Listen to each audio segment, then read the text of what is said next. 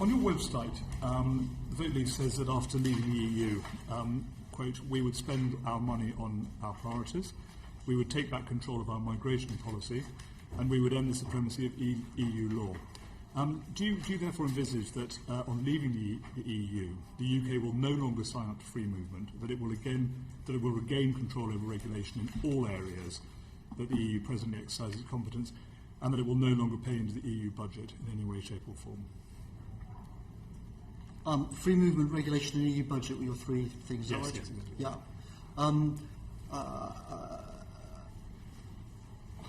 Roughly speaking, yes, but with a couple of kinks.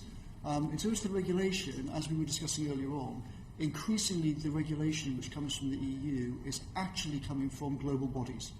So there are some things which we have currently implemented as EU rules, which are actually things that are coming down at a global level. So even after we leave the EU, we would not necessarily get rid of them. We would implement them differently, perhaps, but there would not necessarily be. Rephrase it, that's a stupid way of putting it. There definitely will not be a complete abolition of all of these things. A lot of these things will stay in one form or another, obviously, and there will be various things set at the global level which we will keep, though not under the jurisdiction of the ECJ. In terms of the budget, my personal view is that there are many ways in which we should be deepening cooperation across Europe.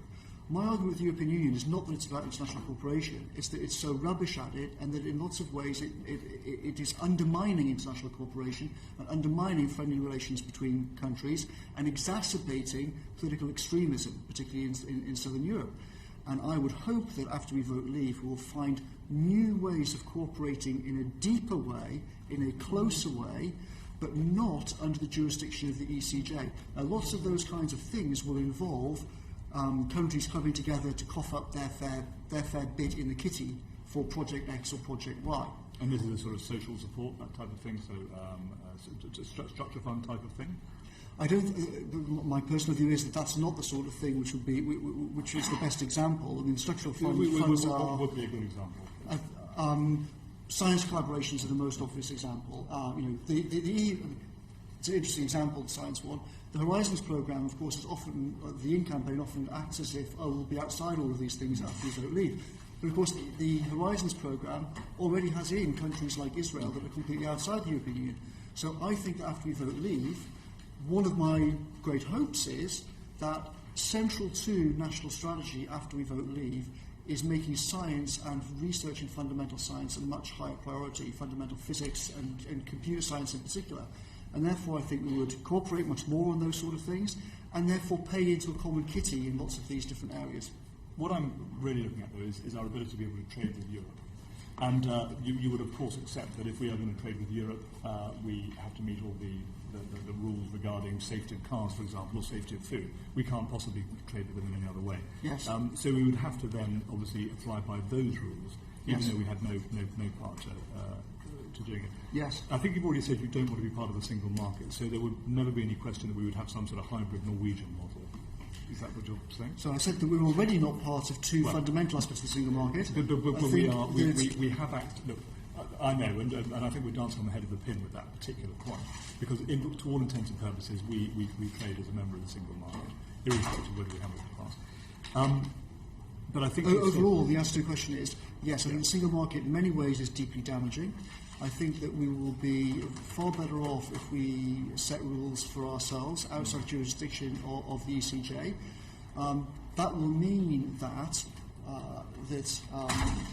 companies that want to export into the European Union will have to abide by those rules the same way that companies in California have to. Mm-hmm. But we will also then, our services sector, which is of course much bigger for the overall than our economy, and most of which goes outside the European Union, not inside the European Union, all of that will be free of single market regulation. And in fact, it makes no sense whatsoever to impose the nightmare Brussels system on all sorts of service businesses, where most of our business is either domestic or outside the EU, and only a small fraction of it actually goes to the EU.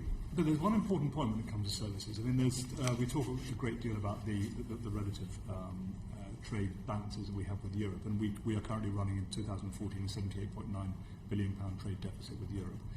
Actually, if you were to take out services, that trade deficit would be even greater. And this is the point. I mean, I think we're getting to the point where we agree we're not going to try to stay in one form or another within the single market, however you define it. So we're going to be looking for some sort of trade deal with Europe. If I put myself in the position of being the German trade minister, or the French trade minister, or Italian trade minister, then it would be in my interest as a European that we would have a trade deal on goods, but not on services, because of course clearly we'd be selling more goods. We wouldn't be running we'd be skewing the numbers in our favour. What's to stop that happening? And you've also said you're not that keen on the services side, so actually our economic position would be worse off in Europe by what you've discussed earlier. I think that the overall situation will be a great gain, because we're agreeing that we'd have a free trade deal on goods. Done. With no in terms of services, most of service business is domestic, so we would then be freeing all of that business from the single market regulatory system.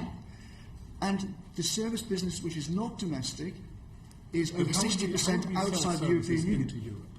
How are you preparing to sell services into Europe? Well, these things are all a balance, aren't they? So you have to look at what the relative advantages are. Given that the overwhelming majority of our service business is either domestic or outside the European Union, what is the advantage for us in having all of that business regulated by Brussels and the ECJ? It's a huge net loss for us. £9 billion trade deficit, we'd have a £105 billion trade deficit. But look at all the gains we make elsewhere in the world. Only 13% of the British economy is engaged with trade with the EU. In services. 87% of it isn't. And if you look at services rather than goods, the figures are even bigger balance, because so much of our business goes elsewhere and has done for 200 years. But if you were to go to the Chinese government and ask them why they have offshore renminbi trading based in London, they don't say they come here because London's a nice place with a nice law. That's part of it. But they come because they say... A nice place on what, so you say? With nice law and nice culture, and they speak English. The reason we have offshore renminbi trading in London is because we provide the best access point to Europe in terms of accessing the single market, which is what they want to see. They want to have access to 550 million people trading renminbi if they want to. With respect, I don't think that's correct. I think that the big advantages which London has as a financial centre predate our membership to the European Union. They're based on a very complex network of skills, language, time zone, culture, all of the other aspects of London which Frankfurt and other countries don't have. It's very striking that the second biggest financial centre in Europe is outside the European Union. It's in Switzerland. It is not inside the European Union. So with respect, I think that the reason why China, America, all this investment comes to London is very, very much based on the idea that overall London is the best place to do business. And a big part of that is common law system, the courts system. They know that their contracts will be respected. That's why they want to trade here, and that's why harmonising our rules with Greece will be a disaster for those kinds of services. Why do we want shipping, insurance? Rules with us would be very successful for Greece. That would help stabilise their financial system. I mean, we take the lead on this, and this is one area in Europe where we can demonstrate that we have brought about banking reform, financial services reform. We're ahead of the curve on this. We've adopted our own policies when it comes to ring fencing of banks. The Lickenen proposals on this, in fact, the Banking Commission. We've studied all of this, and as a result of which we came up with the Vickers proposal. This seems to be taking the lead in where we're moving forward on this. We are seen by the world as one of the best countries, or if not the best country, to have financial services regulation.